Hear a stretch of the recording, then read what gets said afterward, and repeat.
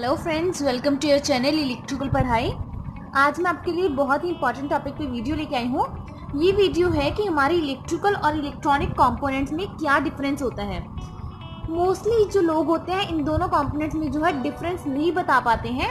आज इस वीडियो में कम से कम हम आपको 10 पॉइंट्स बताएंगे, जिसके बाद आपको इलेक्ट्रिकल इलेक्ट्रॉनिक कंपोनेंट्स में पूरा डिफरेंस जो है वो क्लियर हो जाएगा। ठीक है फ्रेंड्स, शुरू करते हैं हमारे फर्स्ट पॉइंट से।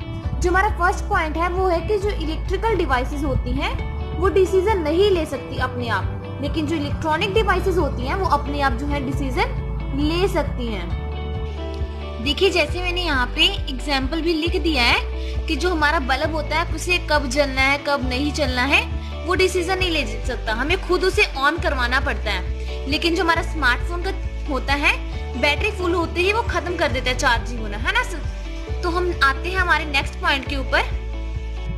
जो हमारा नेक्स्ट पॉइंट है वो है कि इलेक्ट्रिकल डिवाइसेस जो होती हैं वो हमेशा हाई वोल्टेज और हाई करंट पे ही काम करती हैं, लेकिन जो इलेक्ट्रॉनिक डिवाइसेस होती हैं उनके लिए जो वोल्टेज चाहिए होती है वो बहुत ही कम चाहिए होती है, और करंट भी। और जो आते हैं हमारे थर्ड पॉइंट पे, जो हमारी इलेक्ट्रिकल डिवाइसेस होती हैं वो एसी पे काम करती हैं, लेकिन जो इलेक्ट्रॉनिक डिवाइसेस होती हैं वो हमारी हमेशा डीसी पे काम करती हैं। और हमारा जो फोर्थ पॉइंट है वो है कि जो कम से कम हमें इलेक्ट्रिकल कंपोनेंट्स को कितनी सप्लाई वोल्टेज देनी पड़ती है, वो होती है 110 वोल्टेज हमें देनी पड़ती है इलेक्ट्रिकल को, लेकिन जो इलेक्ट्रॉनिक डिवाइसेस होती हैं वो 5 वोल्ट पे काम करती हैं। जो हमारा फिफ्थ पॉइंट है वो है कि जो इलेक्ट्रिकल डिवाइसेस होती हैं वो हमारी लेस सेफ होती हैं, लेकिन इलेक्ट्रॉनिक डिवाइसेस हमारी होती हैं बहुत ही ज्यादा सेफ होती हैं।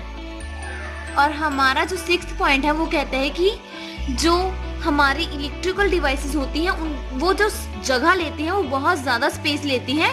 इलेक्ट्रॉनिक डिवाइसेस जैसे हमारे कंपोनेंट्स होते हैं, रेजिस्टर हो गया, कैपेसिटर हो गया, बहुत छोटे छोटे होते हैं उनके सभी कंपोनेंट्स जो भी होता है, ठीक है। और हमारा सेवेंथ पॉइंट है कि जो इलेक्ट्रिकल डिवाइसेस है जैसे 110 वोल्ट पे काम करती हैं, तो वो क्या करती हैं, ज्यादा बिजली की खपत करती हैं, लेकिन वो कम बिजली की खपत करते हैं। और हमारा जो 8th पॉइंट है वो है कि जो इलेक्ट्रिकल डिवाइसेस होती हैं उनमें मोस्टली जो मटेरियल यूज किया जाता है वो यूज किया जाता है या तो वो मटेरियल हमारा एल्यूमिनियम का होता है या फिर हमारा जो होता है कॉपर का होता है। लेकिन इसमें क्या यूज किया जाता है, इलेक्ट्रॉनिक डिवाइसेस में सेमीकंडक्टर यूज किया जाता है, सेमीकंडक्टर मटेरियल यूज किया जाता है। और जो सेमीकंडक्टर मटेरियल होता है वो होता है सिलिकॉन और जर्मेनियम मटेरियल यूज किया जाता है, ठीक है। और हमारा जो 9th पॉइंट है वो है कि ये हाई वोल्टेज पे काम करते हैं। जो हमारी इलेक्ट्रिकल डिवाइसेस होती हैं वो हमेशा हाई वोल्टेज पे काम करती हैं, लेकिन जो हमारी इलेक्ट्रॉनिक डिवाइसेस होती हैं वो बहुत ही लो वोल्टेज पे काम करती हैं, ठीक है।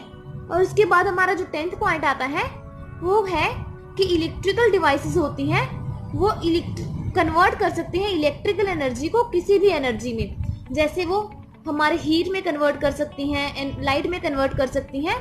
लेकिन जो इलेक्ट्रॉनिक डिवाइसेस होती हैं वो सिर्फ इलेक्ट्रॉन्स का जो होता है फ्लो को कंट्रोल करती हैं किसी भी पर्टिकुलर काम को कंप्लीट करने के लिए, और उससे इलेक्ट्रिकल एनर्जी को यूज कर लेती हैं। हमारा 11th पॉइंट है कि जो इलेक्ट्रिकल डिवाइसेस होती हैं वो डाटा को मैनिपुलेट नहीं कर सकती हैं, लेकिन जो इलेक्ट्रॉनिक डिवाइसेस होती हैं वो डाटा को मैनिपुलेट कर सकती हैं। और लास्ट जो हमारा पॉइंट है वो है इनकी एग्जांपल्स, जिससे आपको पता लग जाएगा कि कौन कौन सी कंपोनेंट्स इलेक्ट्रिकल है और कौन कौन सी इलेक्ट्रॉनिक है। लाइक हमारे जनरेटर, हमारी मोटर, ट्रांसफार्मर, ये सब कुछ जो होता है वो इलेक्ट्रिकल कंपोनेंट्स होते हैं। और micro processor, flip flop, transistor, like जो भी चीजें होती हैं वो हमारे इलेक्ट्रॉनिक कंपोनेंट्स होते हैं।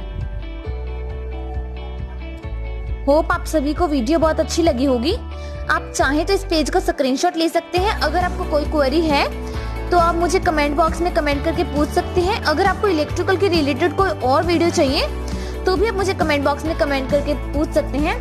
वीडियो अच्छी लगी हो तो लाइक करना मत भूलिएगा, चैनल को सब्सक्राइब जरूर कर दीजिएगा अगर आप इस चैनल पे न्यू हैं। मिलेंगे फिर से एक नई वीडियो के साथ। Thank you.